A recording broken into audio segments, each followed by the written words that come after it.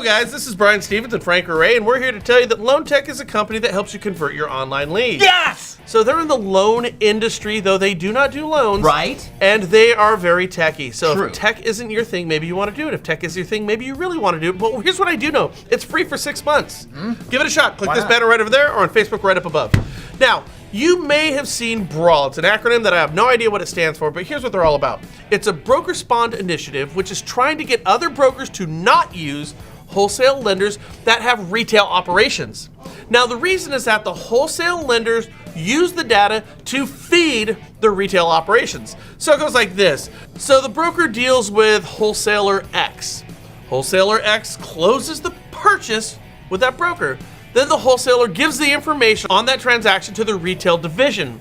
So when rates drop, the retail division of that wholesale lender becomes the loan officer, that broker's competition for that next transaction. And I gotta tell you, this one always really pissed me off. Is the whole world gone crazy? Am I the only one around here who gives a shit about the rules? Because I'd call one of my past clients and they'd say, you know, I just did a refi.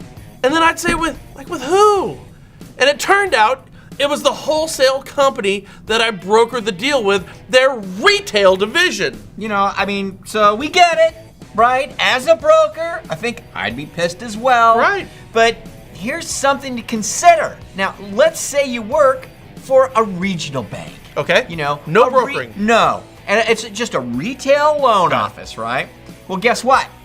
They're gonna sell their loans off to be serviced by a company that has a retail division as well. Uh-oh. Yeah, it's exactly the same as the wholesale broker situation that Brian just outlined. I mean, the point is this: if you write a loan and you do not work for Wells Fargo, Chase, or Citi, you are going to compete against another lender who also owns the data from your transaction. You're right, you know, and even if you're working for Wells Fargo or Bank of America, they might just give that deal to somebody else. It You doesn't never matter. know. There's always competition. It doesn't matter if you work with a wholesale company that doesn't have retail, because they're selling those loans to a servicer, and that data that you have now transfers over to whoever that is. Right. Now, you may work with a wholesale company, you know, that has systems in place to help you maintain the integrity of your referral, Right. like triggers, you know, if a mortgage credit inquiry is pulled on your past clients, or maybe marketing materials that they're gonna send out on your behalf. But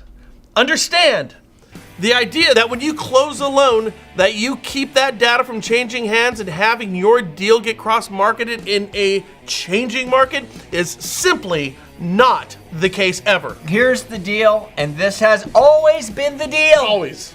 As a loan originator, it is up to you to maintain the relationship with your past clients, to follow market conditions, Do that. and be able to act quickly and efficiently when conditions change and your database may be looking to change their loan. Right. Because your success and your failures, guys, are yours and yours alone. In this case, someone is always marketing to your past clients. Yes. If you fail to re-snare them when they refinance, even though you have a built-in advantage, that being they know and like you, it's your fault. So sign as many "I'm not going to stand for this anymore" excuses-based petitions. Just remember that while you're complaining, other loan officers are closing. Boom! Yeah! Close the show down right now. That was perfect. I'm not going to close the show down. Close it down. I'm not going to close Dude, it. while you're complaining, they're closed. We're going to go on to another story. Woohoo! That's a great okay. line. Yeah, okay. In other news, as we all know, the housing industry is straddled with too few homes for sale. And even though we just learned from NAR that 74% of homeowners think it's a good time to sell. Now, this is perplexing. I mean, we just learned from the Fannie Mae Monthly Sentiment Index that optimism amongst renters has hit an all-time high in owning. That's right, meaning even though we have a lack of inventory, which has led to values rising in all markets where Capital Research says the median household currently has just over 150% of the income needed to buy a median-priced home, which compares to a long-run average of 125%.